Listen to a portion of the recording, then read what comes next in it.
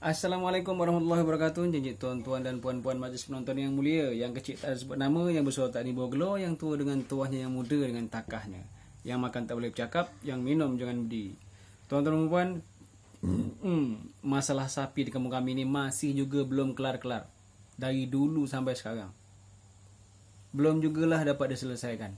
Sapi masih berkeliar, berak sana sini di rumah atau di laman orang. Baunya menyengat, sangat-sangat mengganggu. Apalagi dah begitu berak, panas, dicakor di ayam, bau dia naik.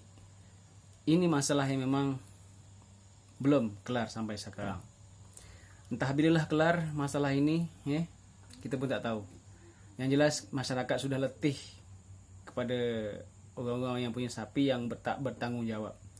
Sapi besar-besar, ramai-ramai, banyak-banyak, cuma dilepas begitu saja dan tak diikat, tidak diramban, tak ada rumah sapinya. Jadi entah bililah masalah ini akan selesai, ya kan? Kami sebetulnya dah macam muak lah gitu kan. Biarlah, tapi hati kita sakit, ya kan? Kita biarlah tapi hati kita sakit. Bukan iri dengan punya orang, bukan iri dengan punya orang, tapi dengan dia melanda tanaman, dengan dia berak di halaman rumah, sakit hati kita kan. Entah nak buat macam mana lagi.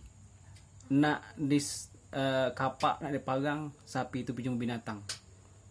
Okeylah, jadi itu aja. Assalamualaikum.